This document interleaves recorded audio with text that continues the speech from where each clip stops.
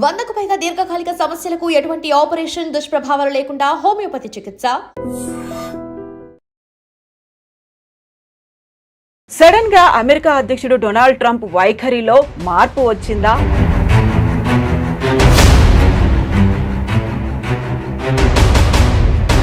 భారత్ ని దూరం పెడితే జరగబోయేటువంటి నష్టాలేంటో తెలిసొచ్చాయా? డొనాల్డ్ ట్రంప్ వైఖరిలో కనిపిస్తున్నాయి. సో మొన్నటి దాకా 25% కాదు 50% అన్నారు. ఆ తర్వాత మనమేమో డోంట్ కేర్ అన్నట్టుగా కొంచెం పట్టించుకోలేదు, పక్కకు వచ్చేసాము. చైనా అండ్ రష్యాతో బంధాలు డెవలప్ చేసుకున్నాము, 40 కంట్రీస్తో మళ్ళీ ఎక్స్పోర్ట్స్ చేయాలని ఇవన్నీ ఆలోచనలు ఉన్నప్పుడు సడన్గా ఒక టేక్ బ్యాక్ అయ్యారా?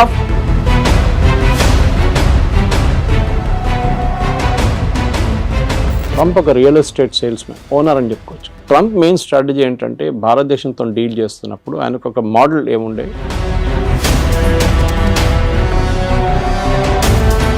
కాకపోతే ఇక్కడ డబుల్ స్టాండర్డ్ ఏమన్నా ఉందా? మీరు చెప్పినట్టుగా వాళ్ళని పంపించేస్తున్నారు, లేకుంటే స్టూడెంట్స్ని రానివ్వట్లేదు, అక్కడ ఉన్నటువంటి వీసాలను కట్ డౌన్ చేస్తున్నారు అనే దాంతో పాటుగా ట్రంప్ మనతో మాట్లాడడానికి ఇంట్రెస్ట్ చూపిస్తున్నారు. 4 సార్లు మోదీ కాల్ చేశారంట. నేను మోదీతో మాట్లాడబోతున్నాను next week and I'm very happy to will do the trade deal with India very soon అన్న. నవంబర్ డెడ్ లైన్ మనం ఆల్రెడీ పెట్టుకున్నాం ముందే.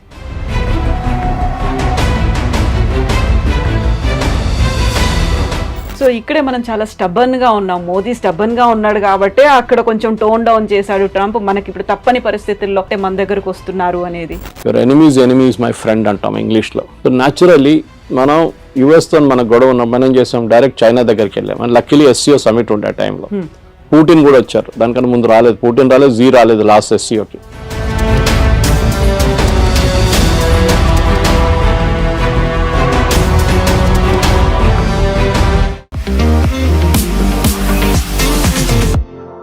నమస్తే, నేను Kavitha. Welcome to I dream news and నిజాలు.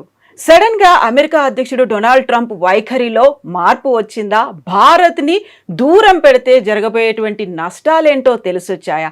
ఎందుకని సడన్ ట్విస్ట్లు, టర్న్లు డొనాల్డ్ ట్రంప్ వైఖరిలో కనిపిస్తున్నాయి? మనతో పాటుగా ఉన్నారు సీనియర్ జర్నలిస్ట్ సురేష్ కొచ్చాతిల్ గారు. సార్ నమస్తే. నమస్తే. సో మొన్నటి దాకా 25% కాదు 50% అన్నారు. ఆ తర్వాత మనమేమో డోంట్ కేర్ అన్నట్టుగా కొంచెం పట్టించుకోలేదు, పక్కకు వచ్చేసాము. చైనా అండ్ రష్యాతో బంధాలు డెవలప్ చేసుకున్నాము, 40 కంట్రీస్తో మళ్ళీ ఎక్స్పోర్ట్స్ చేయాలని ఇవన్నీ ఆలోచనలు ఉన్నప్పుడు సడన్గా ఒక టేక్ బ్యాక్ అయ్యారా? ఫుడ్ డౌన్ అయిపోయారు? ఏమైంది అక్కడ అసలు ట్రంప్ వైఖరిలో? ఎందుకు అలా కనిపిస్తోంది? ట్రంప్ ఒక రియల్ ఎస్టేట్ సేల్స్మెన్, ఓనర్ అని చెప్పుకోవచ్చు. మన జీవితం అంతా రియల్ ఎస్టేట్ అమ్మేరు. మనకు అందరు తెలుసు రియల్ ఎస్టేట్ వాళ్ళు ఎట్లా మాట్లాడతారని. వాళ్ళకు ఒక అగ్రెషన్ ఉంటుంది వాళ్ళ దాంట్లో. ఎందుకంటే ఒక ప్రాజెక్ట్ అమ్మాలంటే మీకు అంత ఈజీగా చేయలేరు. మీరు చిన్న చిన్న పోరోలను పంపించి చేయకుండా బాస్ డైరెక్ట్లీ డీల్ చేసిన లాంగ్వేజ్ ఒకటి ఉంటుంది. అక్కడ take it or leave it అనేది ఒక లాంగ్వేజ్ ఉంటుంది. సో ట్రంప్ కూడా అంతే. సో ఆయన ఒకసారి ప్రెసిడెంట్ అయ్యారు, మళ్ళీ ఈ లాస్ట్ నెక్స్ట్ టైం మళ్ళీ ప్రెసిడెంట్గా వచ్చారు. సో ట్రంప్ మెయిన్ స్ట్రాటజీ ఏంటంటే భారతదేశంతో డీల్ చేస్తున్నప్పుడు ఆయనకు ఒక మోడల్ ఏముండే, మన వియట్నాం, యూకే ఇట్లాంటి రాష్ట్రాన్ని తీసుకొని EU ఇస్ అ యూనియన్ రాష్ట్రం అని చెప్పాలి దాన్ని. వీళ్ళందరినీ ఎగ్జాంపుల్గా తీసుకొని భారతదేశాన్ని కూడా మనం ఏమైనా చేసుకోవచ్చు, ఏమైనా చేయొచ్చు అని చెప్పి అనుకున్నారు. దాంట్లో 2 కారణాలు ఉన్నాయి. ఒకటి రష్యన్ ఆయిల్ గురించి మాట్లాడతారు. రష్యన్ ఆయిల్ మీద మన మీద ఎంత కోపం ఎందుకు? మనకన్నా ఎక్కువ చైనా కొంటున్నారు. మనం ఎన్నోసార్లు చెప్పాం. US పలేడియం కొంటున్నారు, యురేనియం హెక్సాఫ్లోరైడ్ కొంటున్నారు, ఫర్టిలైజర్ కొంటున్నారు రష్యా దగ్గర నుంచి. టర్కీ మనకన్నా ఎక్కువ ఆయిల్ కొనుక్కుంటున్నారు. కానీ వీళ్ళు ఎవరిని ముట్టకుండా మన మీద వచ్చి పడ్డారు.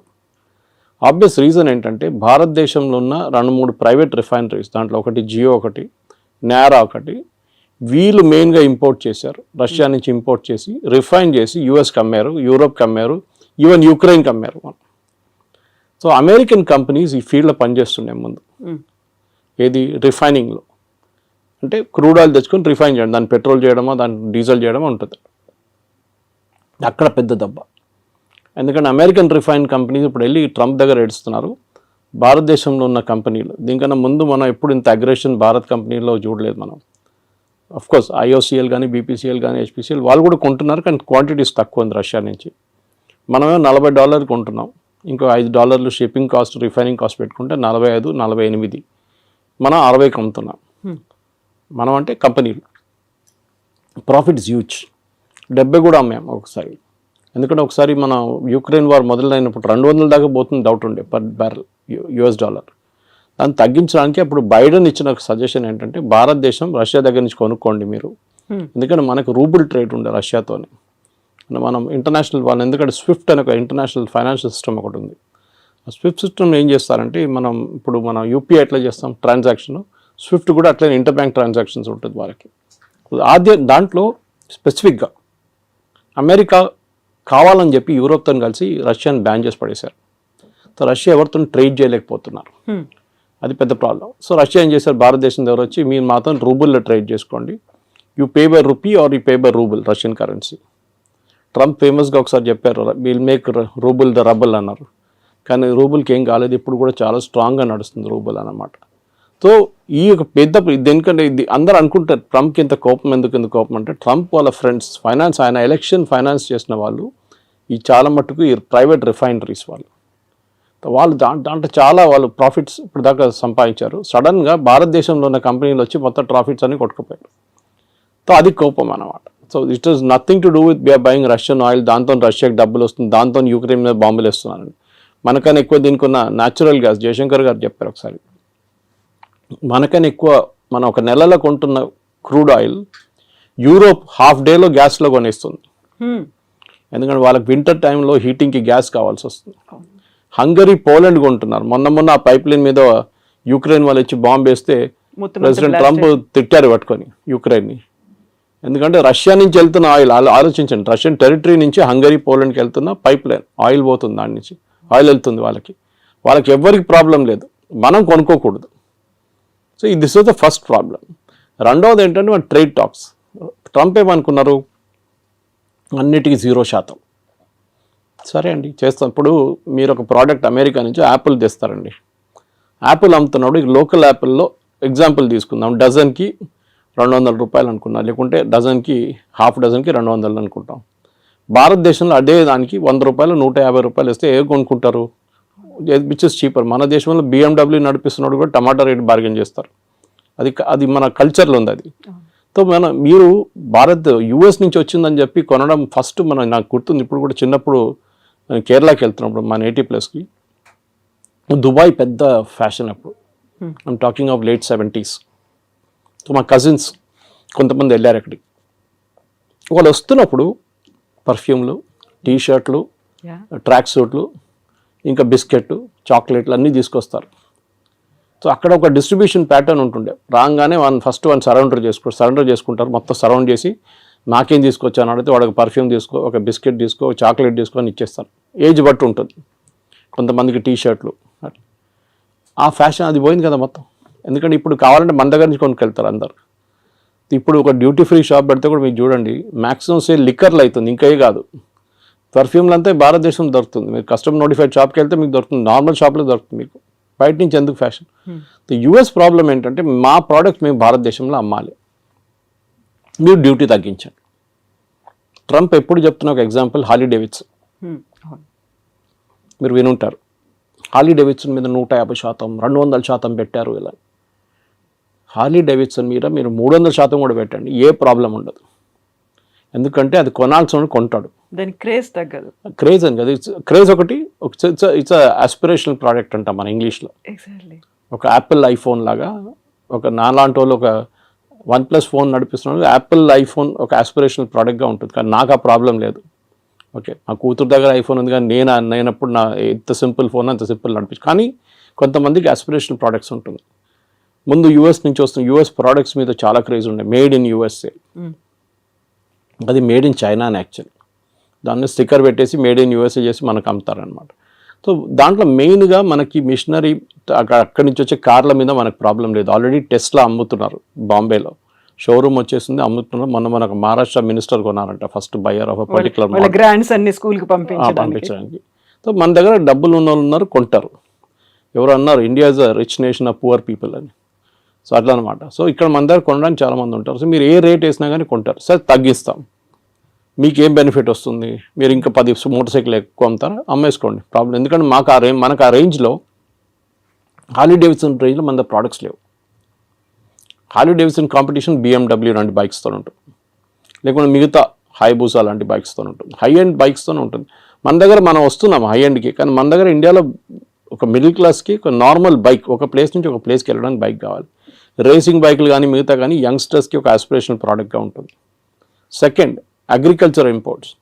వాళ్ళు యుఎస్లో చాలా హెవీ సబ్సిడీ ఇస్తారు ఫార్మర్స్కి. ఇంకోటి వాళ్ళ టెక్నాలజీ చాలా అడ్వాన్స్డ్. మన దగ్గర మన భారతదేశం అన్నిటికంటే పెద్ద ప్రాబ్లం అగ్రికల్చర్లో టెక్నాలజీ యూజ్ చేయట్లేదు. చేస్తున్నాం కానీ చాలా తక్కువ. మీరు సౌత్లో చూడండి అండ్ పంజాబ్తో కంపేర్ చేయండి. హార్వెస్టింగ్ మొత్తం మెకనైజ్డ్ అయిపోయింది పంజాబ్లో కంప్లీట్గా. మనం యూఎస్లో చూస్తుంటే థ్రెషర్స్ వెళ్తుంటుంది, దాని నుంచి లారీలో పడుతూనే ఉంటుంది. అది మన దగ్గర సౌత్లో ఇంకా మాన్యువల్ టైప్ నడుస్తుంది. సరే ట్రాక్టర్లు యూజ్ చేస్తున్నారు, మిగతా అన్నీ ఉన్నాయి, కానీ ఇప్పుడు కూడా మన దగ్గర టెక్నాలజీ ఎక్కువ వాడలేదు. మన ప్రొడక్టివిటీ చాలా తక్కువ అగ్రికల్చర్లో. వెరస్ యూఎస్లో ప్రొడక్టివిటీ చాలా ఎక్కువ, ఎందుకంటే వాళ్ళు మిషనరీ చాలా యూజ్ చేస్తారు, దానికి సబ్సిడీ గవర్నమెంట్ ఇస్తారు. మన దగ్గర సబ్సిడీ ఎట్లా ఇస్తారు? ఫర్టిలైజర్ ఇస్తారు, ఎంఎస్పి కొంటాం మనం, అది కాకుండా నీళ్ళు ఫ్రీ, ఎలక్ట్రిసిటీ ఫ్రీ. అమెరికా ఏమంటున్నారంటే నీళ్ళు ఫ్రీయా, ఎలక్ట్రిసిటీ ఫ్రీయా, ఫర్టిలైజర్ ఫ్రీయా, మీకు విత్తనాల మీద కూడా సబ్సిడీ, ఇదన్నీ కలుపుకొని ప్రోడక్ట్ కాస్ట్ వేయాలంటున్నారు వాళ్ళు. అంటే మీరు ఒక కిలో బియ్యం మీరు ఎంఎస్పిలో 30-35 రూపాయలు కొంటే యాక్చువల్ కాస్ట్ దానిది 70 రూపాయలు 80 రూపాయలు. దానికోసం నేను షాప్కి వెళ్ళి కొనుక్కుంటే 70 రూపాయలు నడుస్తుంది ఇప్పుడు సోనా మసూరి, ఎందుకంటే that's actual cost, subsidy without subsidy. Ration షాపులు అమ్మేది సపరేట్. సో యూఎస్ ఏమంటున్నారు, మేము సబ్సిడీ ఇస్తున్నాం, కరెక్ట్, మీరు కూడా ఇస్తున్నారు కదా, సో మన ఇద్దరు 0-0 చేసుకుందాం. సో మనకు పిచ్చేం లేదు అమెరికా నుంచి వచ్చే బియ్యం కొనడానికి, ఇక్కడున్న బియ్యం మనం బాగుంటుంది, మనకు సర్ప్లస్ ఉంది, and we like the local taste. అక్కడి నుంచి వచ్చే కొన్ని ప్రోడక్ట్స్ ఉండొచ్చు కావాలంటే, soybean for example, America is big producer of it, Ukraine is big producer. భారతదేశంలో ఎప్పుడు కూడా మన దగ్గర సన్ఫ్లవర్ ఆయిల్ కానివ్వండి, మిగతా ఆయిల్స్ చాలా మటుకు ఎక్సెప్ట్ ఫర్ కోకోనట్ ఆయిల్ పక్కన పెడితే అన్నీ ఇంపోర్టెడ్. మన దగ్గర లోకల్ ప్రొడక్షన్ చాలా తక్కువ, ప్రొడక్షన్ ఎందుకంటే కాస్ట్ చాలా ఎక్కువ. సో నేను మొన్ననే ఒక ఇంటర్వ్యూ చేసిన ఒక ఎండీతో, ఇట్లాంటి ఆయిల్ కంపెనీ, ఆయన చెప్పారు ఈ మ్యాట్ that we import everything, almost everything మనం ఇంపోర్ట్ చేస్తాం. మన ఇండియాలో తయారయ్యే సన్ఫ్లవర్కి అంత క్వాలిటీ లేదు, బయట నుంచి వచ్చే సన్ఫ్లవర్ క్వాలిటీ చాలా బాగుంది అంటాం, and cost is very less, ఎందుకంటే మెకనైజేషన్ అగైన్. మన దగ్గర ఒక పొలాల్లో ఒక హాఫ్ ఏకర్లో 20 మంది పనిచేస్తే వాళ్ళ జీతాలు కంపేర్డ్ టు ఒక మెకనైజ్ ప్రాసెస్ పెడితే ఏంటి, మళ్ళీ మన వాళ్ళు ఏడుస్తారు, కమ్యూనిస్ట్ వాళ్ళు స్పెషల్లీ ఏడుస్తారు, ఇది మన మిషన్ తీసుకొస్తే ఉద్యోగం ఉండదు కదా అని చెప్పేసి. పని ఉండదు కదా మనుషులకి, అందరూ లేబరర్స్ ఏం చేస్తారు, ఇక్కడ పొద్దున వచ్చి నిలబడతారు కదా వర్క్ కోసం, అడ్డాల్లో నిలబడతారు కదా, వాళ్ళ సంగతి ఏంటని అడుగుతారు. కరెక్ట్, అది మనకు కూడా ఇప్పుడు కూడా అగ్రికల్చర్ మీద 60% ఎంప్లాయ్మెంట్ అగ్రికల్చర్ సెక్టర్లో ఉంది మన దగ్గర. So we cannot wish that away. So but at the same time మనం ఏం చేయాలంటే ఒక ప్రొడక్టివిటీ కూడా పెంచాలి. సో అమెరికా ఏమంటున్నారు, మా దగ్గర తీసుకోండి అంటే వాళ్ళ ప్రోడక్ట్ కాస్ట్ తక్కువ ఉంటుంది, వాళ్ళు ఏ ప్రోడక్ట్ అగ్రికల్చర్ అమ్మినా కానీ తక్కువ ఉంటుంది బికాజ్ ఆఫ్ మెకనైజ్ కాస్ట్. మూడవది వాళ్ళ దగ్గర కొనేటప్పుడు వాళ్ళు అడుగుతున్న మీరు మిల్క్ ప్రోడక్ట్స్ కొనమంటున్నారు వాళ్ళు. ముందు మీకు గుర్తుంటుంది కవిత గారు, నేను చిన్నప్పుడు ఉన్నప్పుడు వెరీ యంగ్, బయట నుంచి అమెరికా నుంచి పాలు తెప్పించుకుంటుండే మనం, పాలని కాదు పౌడర్. మన దగ్గర మిల్క్ ప్రొడక్షన్ లేకుండే, చాలా తక్కువ ఉండే. మీరు ఒక లీటర్ పాలు కొనాలంటే మీరు లైన్లో నిలబడాలి, పొద్దున్నెళ్ళి 5 గంటలకు గిన్నె ఒక బర్తన్ తీసుకొని నిలబడితే మీకు 6:30కు 7 గంటలకు హాఫ్ లీటర్ పాలు దొరుకుతుంది, ఒకసారి అది కూడా దొరకదు. దాని తర్వాత మనం అమూల్ చూసాం, అమూల్ రెవల్యూషన్ వచ్చింది, మదర్ డైరీ కానీ మిగతా మళ్ళీ ఇప్పుడు అన్ని ప్రైవేట్ డైరీలు వచ్చి మీకు ఎక్కడ కావాలి పాలు మీ ఇంటికి తెచ్చిస్తారు ఇప్పుడు ప్రాబ్లం. కానీ ఒక టైంలో ఉండే, ఇప్పుడున్న యంగ్స్టర్స్కి తెలియదు, ఇప్పుడున్న చాలామందికి యంగ్ జనరేషన్కి తెలియదు, పాల కోసం కూడా మనం లైన్లో నిలబడుతుండే. అప్పుడు మనం అమెరికా నుంచి తెప్పించుకున్నాం milk products, milk powder special పిల్లలకి ఇవ్వడానికి ఇస్తుండే అప్పుడు. దాని తర్వాత అమూల్ స్ప్రే వాళ్ళు కూడా ఇంట్రడ్యూస్ చేస్తారు ఇండియాలో. ఇప్పుడు వాళ్ళు ఏమంటారు, మా దగ్గర మీరు మిల్క్ ప్రొడక్ట్స్ కొనండి అంటారు. మన ప్రాబ్లం ఏంటంటే అమెరికాలో ఉన్న ఆవులకి పెడుతున్న తిండిలో నాన్ వెజ్ ఎక్కువ, అంటే బీఫ్ ప్రోడక్ట్స్ ఎక్కువ. వాళ్ళు బీఫ్ని డ్రై చేసి, ఇప్పుడు మన క్యాట్స్కి పెడతాం చూడండి, కుక్కలు పెడతాం, అది ఫుడ్ ఉంటుంది, విస్కాస్ ఉంటుంది, పెడిగ్రీ ఉంటుంది, విస్కాస్ ఉంటుంది. That kind of product is given to cows also. So మన దగ్గర ఒక నార్మల్ ఇండియన్కి మీరు ఎంత నాన్ వెజ్ తిన్నా కానీ మిల్క్లో నాన్ వెజ్ అనగానే అయే అంటారు. ఆవుకు కూడా పెడుతున్నారు, అదే ఆవుని రేపు చంపేసి మళ్ళీ ఇంకో ఆవుకు పెడతారు తిండి వాళ్ళు. అది వాళ్ళ లాజిక్ వాళ్ళది, అది వాళ్ళ ఇండస్ట్రీ ఎట్లయినా పనిచేస్తుంది. ప్రొడక్టివిటీ తగ్గిపోయిందో 20 లీటర్ 30 లీటర్ కన్నా తక్కువ వచ్చిందో వాళ్ళు 20-30 వాళ్ళ ప్రొడక్టివిటీ, మన దగ్గర 6 లీటర్లు ఇస్తూ కూడా మనం పని నడిపించుకుంటాం మనం ఈ చిన్న చిన్న ఊర్లంతా. ఇది ప్రాబ్లం. సో అమెరికా నుంచి మూడో ప్రోడక్ట్ మిల్క్. మనం చెప్పాం no, we will not buy. మీరు తీసుకొస్తే కూడా నా లాజిక్ ఏంటంటే మీరు అలౌ చేయండి, కానీ made in America with non veg అని టేప్ పెట్టండి, ఎంతమంది కొంటారు చూద్దాం. With that red signal symbol. అదా, అది రెడ్ అయితే ఎట్లా ఉంటుంది, అది కొంతమందికి అది తెలియదు. కానీ ఇది మీరు ఒక క్యాంపెయిన్ నడిపేయండి, ఇది అమెరికా నుంచి వచ్చిన ప్రోడక్ట్, దీంట్లో నాన్ వెజ్ ఉంది, సో బీ కేర్ఫుల్. పాలలో కూడా పిల్లలకి మీ పిల్లలకి ఇదే పాలు పెడతారా, మీరు పొద్దున్న తాగే ఛాయ్ ఇదేనా, మీరు హోటల్కి వెళ్ళి తాగే ఛాయ్లో నాన్ వెజ్ ఉంటుంది, అది కావాలన్నా వద్దా అని అడిగితే న్యాచురల్లీ ఎవరు కొనరు. కానీ మిల్క్ ప్రోడక్ట్స్ బై ప్రోడక్ట్స్ ఉంటుంది, అది బహుశా కొనవచ్చు. కానీ మన దగ్గర కూడా అమూల్ లాంటి కంపెనీస్ చాలా మటుకు ప్రైవేట్ సెక్టర్లో మొత్తం ఫ్లడ్ చేసేసినాయి మార్కెట్లో. మన ముందు బటర్ కానీ చీజ్ కానీ చిన్న చిన్న వేరియేషన్స్ ఉంటుండే, ఇప్పుడు దాంట్లోనే 10 వేరియేషన్స్ వచ్చేసినాయి. సో ఈ 3 ప్రోడక్ట్స్ నేను చెప్పిన దాని ప్రకారం, ఒకటి అగ్రికల్చర్, ఒకటి ఫ్రూట్స్ అండ్ వెజిటబుల్స్, ఒకటి లెంటిల్స్ అంటే సోయాబీన్ మిగతాది, అండ్ మిల్క్. ఇక్కడ మనకు ప్రాబ్లం ఉంది. సో పీయూష్ గోయల్ గారు లాస్ట్ 1 సంవత్సరం నుంచి ట్రంప్ అధికారం వచ్చే ముందు కూడా నెగోసియేషన్స్ చేస్తున్నారు యూఎస్తో. కానీ యూఎస్కి అన్నిటికంటే పెద్ద కంప్లైంట్ ఎప్పుడైనా వెరీ హై టారిఫ్ కంట్రీ, ఇప్పుడు కూడా అంటూ ఉంటారు Trump, India is got a very high tariff అంటారు. యాక్చువల్ చూస్తే టారిఫ్ అంత ఎక్కువ లేదు, మనకన్నా ఎక్కువ టారిఫ్ వాళ్ళే ఇస్తున్నారు మన ప్రోడక్ట్స్ మీద. ఫర్ ఎగ్జాంపుల్ మన వైపు నుంచి వెళ్తుంది బాస్మతి రైస్ తీసుకుందాం. బాస్మతి రైస్ మనం పాకిస్తాన్, ఈ 2 దేశాల నుంచే బాస్మతి యూజువలీ ప్రొడ్యూస్ అవుతుంది. మన క్వాలిటీ కొంచెం బాగుంది పాకిస్తాన్ కన్నా. అక్కడ బాస్మతి ఎవరు యూజ్ చేస్తారు, ఇండియన్సే యూజ్ చేస్తారు. అక్కడ ఉన్న ఇండియన్ రెస్టారెంట్స్ కానీ ఇండియన్ డయాస్పోరా వాళ్ళు యూజ్ చేస్తారు. మీరు ఎక్కడి నుంచి తెప్పించుకుంటారు, టర్కీ నుంచి తెప్పించుకుంటారా బాస్మతి, అక్కడ ఉండదు వాళ్ళు. So you have to buy, they will buy. So ఇప్పుడు మీరు $5 ఇస్తే మీరు $10 కొంటున్నారు ఇప్పుడు టారిఫ్తో. Okay, that is one. రెండవది జెమ్స్ అండ్ జ్యువెలరీ, దాని Surat is the centre for that. లోకంలో ఎక్కడైనా డిబియర్స్ కానీ సౌత్ ఆఫ్రికా నుంచి వచ్చే డైమండ్స్, ఎక్కడైనా దుబాయ్ నుంచి వచ్చే డైమండ్స్ పాలిష్ చేస్తున్నంత సూరత్లో నడుస్తుంది. కటింగ్ అండ్ పాలిషింగ్ సెంటర్ అది. సో అక్కడి నుంచి చాలా మటుకు మనం యూఎస్కి పంపిస్తాం, సెలబ్రేట్ దానికి యూజ్ చేస్తాం, ఎంగేజ్మెంట్ కానివ్వండి, వెడ్డింగ్ రింగ్స్ లాగా యూజ్ చేస్తాం. ఎందుకంటే diamond is not use for any other thing in US, మనలాగా కాదు. మన దగ్గర జ్యువెలరీకి ఎక్కువ ఇది ఉంటుంది, కొంచెం ఫ్యాసినేషన్ ఉంటుంది అనమాట. అది మనం అమ్మచ్చు.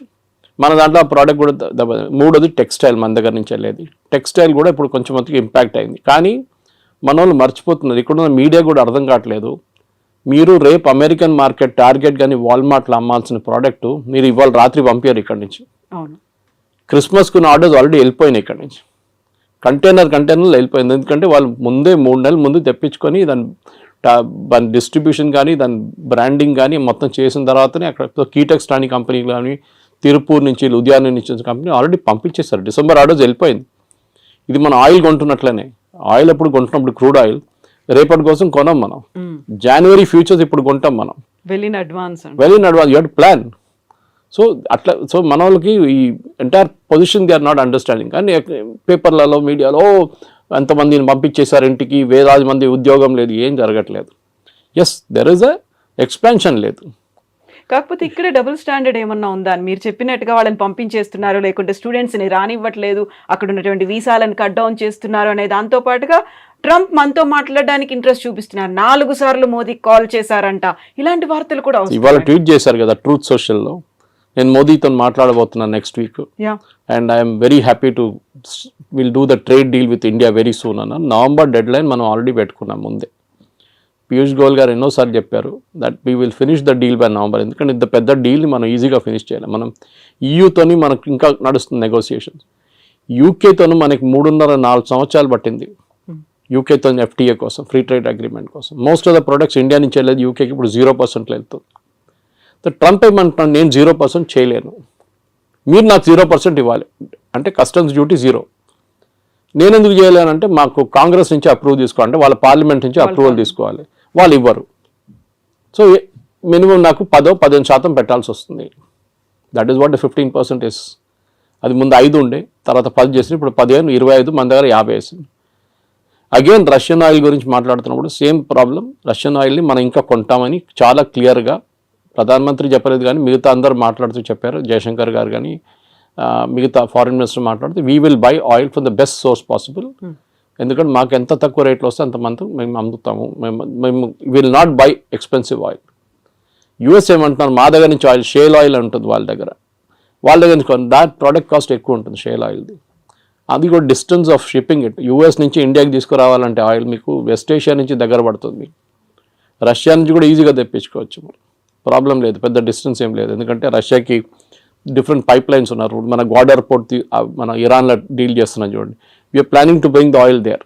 అక్కడి నుంచి మనం ఇక్కడ తీసుకురావడానికి భారతదేశం 2 రోజులు వచ్చేస్తుంది షిప్, మిగతాది 6 రోజులు 7 రోజులు తీసుకుంటుంది అనమాట. So it's all a big process. కానీ మన దగ్గర ఉన్న మీరు అడిగిన స్టూడెంట్స్ అడిగారు, ఇట్స్ ద డిఫరెంట్ థింగ్. అది దానికి పెద్ద ప్రాబ్లం ఉంది, లేదని చెప్పలేము. మన దగ్గర ఎస్పెషల్లీ తెలుగు స్పీకింగ్ స్టేట్స్లో యూఎస్కి వెళ్ళడం అనేది ఒక పెద్ద ఫ్యాడ్. యూఎస్కి వెళ్ళకపోతే వాడు యూజ్లెస్ ఫెలో, అమ్మాయి అయినా అబ్బాయి అయినా వాళ్ళు పనికిరారు. ఇక్కడ ఉన్న వాళ్ళు ఈవెన్ యూరోప్కి వెళ్ళి జర్మనీకి వెళ్తే కూడా నో యూఎస్కి వెళ్ళలేదు కదా నువ్వు ఫినిష్డ్. చదివారా, అక్కడ ఉద్యోగం చేస్తారు, అక్కడ పెట్రోల్ బంక్లో సూపర్ మార్కెట్లో పనిచేస్తారు. ట్రంప్ ఏమంటున్నారు, మీరు చదవడానికి వచ్చారు, చదవండి, దాని తర్వాత వెళ్ళిపోండి. ఆప్షన్లో ఓపీటీస్ ఉన్న ట్రైనింగ్ ఉంటుంది, ఇంకా 2 సంవత్సరాలు ఉండొచ్చు కావాలంటే. మిస్యూజ్ చేస్తున్నారు, అందరూ అనట్లేదు, సర్టన్ పర్సంటేజ్ వాళ్ళు. ఇప్పుడు వాళ్ళు ఏం చేస్తున్నారంటే క్రాక్ డౌన్ అక్కడ నడుస్తుంది. 4600 మందిని లాస్ట్ 3 నెలలు పంపించేశారు ఇండియాకి స్టూడెంట్స్ని. ఎందుకంటే కోర్స్ అయిపోయిన తర్వాత కూడా అక్కడ ఏదో చిన్న పని చేసుకుంటా ఇల్లీగల్గా చేస్తున్నారు. ఎవరైనా అమెరికన్ వర్కర్కో లేకుంటే లీగల్ వర్కర్కి $10 ఇవ్వాలంటే గంటకి, మన వాళ్ళు వెళ్ళి $5 పనిచేస్తారు. సో దట్ ఇస్ మీరు కూడా వెళ్ళొచ్చారు యూఎస్కి, you know the situation, it is like that. అది ఎప్పటి నుంచో అట్లా ఉంది. దాని తర్వాత ఎట్లయినా గ్రీన్ కార్డ్ ఒకటి వచ్చిన తర్వాత దానికోసం వెయిట్ చేస్తారు, దాని తర్వాత సిటిజన్షిప్ నెక్స్ట్. ఇది వీ షుడ్ ఒక కంట్రీకి వెళ్ళినప్పుడు, ఇప్పుడు మనం బంగ్లాదేశ్ వాళ్ళని రోహింగ్యాలను తిట్టుకుంటాం ఇక్కడ, వాళ్ళు వచ్చి మన దగ్గర వచ్చి మొత్తం మన ఉద్యోగం తీసుకెళ్ళిపోతున్నారు, మన ఇక్కడ మన భారతదేశం ఏంటో ధర్మశాల అనేది అంటాం మనం. యూఎస్ కూడా అదే అంటున్నారు, మా సిటిజన్స్ ఉన్నారు, వాళ్ళకు ఉద్యోగం కావాలి, మీరు వచ్చి తీసుకెళ్ళిపోతున్నారు అని ట్రంప్. ఎందుకంటే ఆయన ఎలక్షన్ క్యాంపెయిన్ దాని మీద ఉండే, make America great again, American jobs protect చేస్తాం. సో న్యాచురల్లీ ఆయన చేస్తారు అది. కానీ మన దగ్గర ఏముండాలంటే high and skills, chip design ఉండొచ్చు, ఏఐ బేస్డ్ వర్క్ ఉండొచ్చు, రోబోటిక్స్ ఉండొచ్చు, దాంట్లో హై అండ్ వర్క్ చేసేటోళ్ళని ఇప్పుడు అడుగుతున్నారు. వాళ్ళంతా మిగతా లో అండ్ మాకు వద్దు. ఇది దుబాయ్లో కూడా జరిగింది. 70s, 80s, 90s up to 2000 దుబాయ్లో కన్స్ట్రక్షన్ బూమ్ ఉండే. వర్కర్లు కావాలి, సిమెంట్ హ్యాండిల్ చేసే మిక్సర్స్ కావాలి, అట్లనే సెంటరింగ్ చేసేటోళ్ళు కావాలి, ప్లాస్టరింగ్ చేసేటోళ్ళు కావాలి, ఎలక్ట్రీషియన్స్ కావాలి. ఇప్పుడు ఆ ఫేస్ అయిపోయింది దుబాయ్లో. The construction face is over, now the maintenance face is going on. నడిపించడానికి మనుషులు కావాలి. So that skill is different అన్నమాట. మన వాళ్ళు ఏం చేస్తున్నారంటే ఇప్పుడు కూడా చదవడానికి ఎందుకు వెళ్తారు, కొన్ని యూనివర్సిటీస్ అసలు పేపర్లో కూడా ఉండదు, అట్లాంటి యూనివర్సిటీ కూడా వెళ్ళరు. మనకు కొంచెం ఎడ్యుకేషనల్ కన్సల్టెంట్స్ కూడా ఆ బిజినెస్ చేస్తారు. వాళ్ళు లేనిపోయిన లోన్లు ఇచ్చేసి మీకు అన్నీ చూపించేసి మిమ్మల్ని ఎక్కడ ఆకాశం మీద ఎక్కిచ్చేస్తారు వాళ్ళు. అక్కడ వెళ్ళినాక అంతే సంగతి, మీరు ఈజీగా అదే అయిపోతారు. అది ఎప్పుడు యూఎస్ పాపులారిటీ తగ్గిందో, టఫ్ అయిపోయినప్పుడు కెనడా మొదలుపెట్టారు. కెనడాకి పాపులేషన్ తక్కువ, వాళ్ళకి మనుషులు కావాలి అక్కడ. So naturally they are asking, ఇండియన్స్ని అలౌ చేస్తున్నారు, చాలా మటుకు వెళ్తున్నారు అక్కడ కూడా. కానీ అక్కడ కూడా ఒక బ్యాక్లాష్ వచ్చేసింది. ఇప్పుడు మొన్న ఆస్ట్రేలియాలో చూసాం, ప్రొసెషన్ తీశారు ఆస్ట్రేలియన్స్, మీరు వినుంటారు, టీవీలో వచ్చినా అని. వాళ్ళు ఏమంటున్నారు, ఇండియన్స్ని పంపించేసేయండి, మాకు వీళ్ళు వద్దు ఇక్కడ అని. You have created that situation. So ట్రంప్ని మీరు తిట్టి ఫైదా లేదు. We should find a way to solve the problem. Modi గారు ట్రంప్తో కూర్చొని మా పిల్లలకి 50,000 పిల్లలకి అడ్మిషన్ ఇవ్వండి అంటే మన దగ్గర నుంచి వెళ్ళే డబ్బులే కదా అది. We're spending billions. అక్కడ వెళ్ళి ఫీజులు కడుతున్నాం, హాస్టల్ దాంట్లో కడుతున్నాం, ఫుడ్ అండ్ అకామిడేషన్ కోసం కడుతున్నాం, చాలా ఉన్నాయి. అక్కడున్న యూనివర్సిటీకి కూడా వీళ్ళు కావాలి, లేకుంటే వాళ్ళు తాళం వేసి వెళ్ళిపోతారు. కానీ మీరు హార్వర్డ్ కానీ, ఏల్ లాంటి యూనివర్సిటీ, కొలంబియా లాంటిది, యూపెన్ లాంటి అట్లాంటి హై అండ్ ఇన్స్టిట్యూట్స్కి వెళ్ళేటప్పుడు మీకు ప్రాబ్లం ఉండదు. Problem is with the low and institutes. అక్కడ వెళ్ళి మళ్ళీ మీరు ప్యాలెస్టీనియన్ కాజ్ కోసం అది ఇది అని చెప్పి ప్రొటెస్ట్ చేస్తే డెఫినెట్గా పంపించేస్తారు వాపస్. ఇప్పుడు మీ సోషల్ మీడియా యాక్టివిటీస్ కూడా మనం దీని గురించి ముందు కూడా మాట్లాడాం. ఇక్కడ నుంచి వెళ్ళే పిల్లల సోషల్ మీడియా యాక్టివిటీ కూడా చెక్ చేస్తున్నారు. కొంతమంది డిలీట్ చేసేస్తున్నారు వాళ్ళ పాత యాక్టివిటీని. ఏదో గ్రేటా థన్బర్గ్ని లేకుంటే మన అరవింద్ కేజ్రీవాల్ని, ఫార్మర్ ప్రొటెస్ట్ని అంత సపోర్ట్ చేసిన చాలామంది ఉన్నారు మన దగ్గర స్టూడెంట్స్. ఆ బ్లడ్లో వాళ్ళకి కొంచెం గరం ఉంటుంది అప్పుడు బ్లడ్ అనమాట. ఇప్పుడే సడన్గా వాళ్ళకి అర్థమైపోయింది, అది తీసుకెళ్ళి యూఎస్కి వెళ్తే వాడు వీసా ఇవ్వడు నాకు. ఇప్పుడు ఇన్ పర్సన్ వీసా రామంటున్నారు వాళ్ళు, from the country of origin. If you're an Indian country, ఇండియాకి వచ్చి మీరు వీసా ఇంటర్వ్యూ అటెండ్ చేయండి. చాలా మార్పులు వస్తున్నాయి. కానీ మోదీ చేసేది ట్రేడ్ డీల్ అండ్ ట్రంప్తోని, ఎడ్యుకేషన్ డీల్ కాదు. ఎడ్యుకేషన్ డీల్ చేయాల్సింది సపరేట్ సెక్షన్ అది. దానికి మనం ఫస్ట్ ఆఫ్ ఆల్ మన వైపు నుంచి చాలా మార్పులు తీసుకురావాల్సింది. We should ensure that only the best of the students will go there. ఏదో యూఎస్కి వెళ్ళాలని కాదు, because there are enough options. మీకు జర్మనీకి వెళ్ళొచ్చు, మీరు ఫ్రాన్స్కి వెళ్ళొచ్చు, మీరు యూరోప్లో చాలా కంట్రీస్ ఉన్నాయి. ఓకే, దాని తర్వాత మన వాళ్ళు కెనడా అయిపోయిన తర్వాత ఆస్ట్రేలియాకి వెళ్ళారు, మీకు గుర్తుంటుంది, అక్కడ కూడా backlash. So let us not build a system wear Indians అనగానే వీ డోంట్ వాంట్ దమ్ అని చెప్పకుండా మనం ట్రేడ్ డీల్ కానివ్వండి, ఎడ్యుకేషనల్ డీల్ కానీ అన్ని చేయించుకోవాల్సి వస్తుంది. సో ఇక్కడే మనం చాలా స్టబర్న్గా ఉన్నాం. మోదీ స్టబర్న్గా ఉన్నాడు కాబట్టి అక్కడ కొంచెం టోన్ డౌన్ చేశాడు ట్రంప్. మనకి ఇప్పుడు తప్పని పరిస్థితుల్లో అనివార్యత ఉంది కాబట్టి మన దగ్గరకు వస్తున్నారు అనేది. జియో పాలిటిక్స్ అదే ఉంటుందండి. Your enemy is my friend అంటాం ఇంగ్లీష్లో. సో న్యాచురల్లీ మనం యుఎస్తో మన గొడవ ఉన్నాం, మనం ఏం చేసాం, డైరెక్ట్ చైనా దగ్గరికి వెళ్ళాం. అండ్ లక్కీలీ SCO సమిట్ ఉండే ఆ టైంలో పుటిన్ కూడా వచ్చారు. దానికన్నా ముందు రాలేదు, పుటిన్ రాలేదు, జీ రాలేదు లాస్ట్ SCOకి. మోదీ గారు వెళ్ళారు, ముగ్గురు కలిసి ఫోటో, ఒకటి ఫేమస్ ఫోటో ఒకటి ఉంది. దాంతో ట్రంప్ భయపడి ట్రంప్ ట్వీట్ కూడా చేశారు ట్రూత్ సోషల్లో, that gone to the dark China అని చెప్పేసి. ట్రంప్కి అన్నిటికంటే పెద్ద భయం రష్యా కాదు, China. Actually economically, manufacturing wise and military wise China యూఎస్కి చాలా పెద్ద కాంపిటీషన్. రష్యా కూడా ఉన్నారనుకోండి, కానీ రష్యా యుక్రెయిన్ వార్ తర్వాత కొంచెం వాళ్ళ మ్యానుఫ్యాక్చరింగ్ దెబ్బతిన్నది, స్పెషల్లీ వాళ్ళ డిఫెన్స్ మ్యానుఫ్యాక్చరింగ్. కానీ దే విల్ పికప్, దాంట్లో ప్రాబ్లం. ఇప్పుడు మీరు రష్యన్ జీడిపి చూస్తే US జీడిపి కన్నా ఎక్కువ వాళ్ళది. కానీ వాళ్ళ ఫైనాన్షియల్ అంతా బ్లాక్ చేసి శాంక్షన్స్ పెట్టారు చాలా మటుకు. సో వాళ్ళ $300 బిలియన్ యూరోప్లో ఫ్రీజ్ అయిపోయింది వాళ్ళది. ఎస్, మనం టఫ్గా ఉన్నాం, టఫ్గా ఉండాల్సింది. టుడేస్ జియో పాలిటిక్స్లో మీరు బెండ్ అయితే మిమ్మల్ని కోసి పడేస్తారు వాళ్ళు. యూ కెనాట్, మీరు స్ట్రైట్గా నిలబడి ఫైట్ చేయాల్సిందే. So that is the main thing we need to do. So ఇట్లాంటి పరిస్థితుల్లో డెఫినెట్గా మోదీ గారు చేసిన స్ట్రాటజీని మొన్న Jerusalem post, Israeli news paper, చాలా ఫేమస్ న్యూస్ పేపర్, వాళ్ళకు చాలా మంచి ఆర్టికల్ రాశారు. They were comparing Netanyahu and Modi. గాజాలో ఒక హాస్పిటల్ మీద ఒక స్ట్రైక్ జరిగింది, ఒక బాంబ్ అటాక్ ఇజ్రాయెల్ వాళ్ళు చేశారు. చేసినప్పుడు దాంట్లో 6 జర్నలిస్టు, కొంతమంది డాక్టర్లు చనిపోయారు. పెద్ద గొడవ అయింది. ఇజ్రాయలీ ప్రైమ్ మినిస్టర్ నెటన్యాహు, మళ్ళీ వాళ్ళ డిఫెన్స్ మినిస్టర్, వాళ్ళందరూ చీఫ్ ఆఫ్ స్టాఫ్ అందరూ అపాలజైజ్ చేశారు వచ్చి. With 3-4 hours. Next day, third day తెలిసింది దాంట్లో 4 హమాస్ టెర్రరిస్ట్ ఉన్నాయని. ఇప్పుడు మీరు ఆల్రెడీ అపాలజైజ్ చేసేసారు, అపాలజీ రిటర్న్ తీసుకోలేరు. Should you have weighted? So వాళ్ళు అన్నారు learn from Modi. A reaction లేరు. ట్రంప్ అదన్నారు, ఇదన్నారు, తిట్టారు, అది అన్నారు, మోదీ ఫోన్ చేయట్లేదు అన్నారు, నేను అది చేస్తాను అన్నారు. Not even a single word. దానికోసం ఇంగ్లీష్లో అంటారు పిక్చర్ స్పీక్స్ 1,000 words అని. ఆ ఫోటో పెట్టేసి ఖతం చేస్తే మొత్తం ఇంపాక్ట్ వచ్చేస్తుంది అంత. సో ట్రంప్ దానికోసం దిగి వచ్చారు. ఎందుకంటే ట్రంప్కి ఇప్పుడు రష్యా చైనా కలిసే ప్రాబ్లం లేదు, వాళ్ళు న్యాచురల్ అలైస్ వాళ్ళు. కానీ అదే ఎందుకంటే ఇద్దరు డిక్టేటర్షిప్స్. మన దగ్గర అట్లా కాదు, మన దగ్గర డెమోక్రసీ ఉంది. So natural and this market 140 కోట్ల మంది ఉన్న మార్కెట్ ఇస్ హ్యూజ్ మార్కెట్, చాలా పెద్ద మార్కెట్.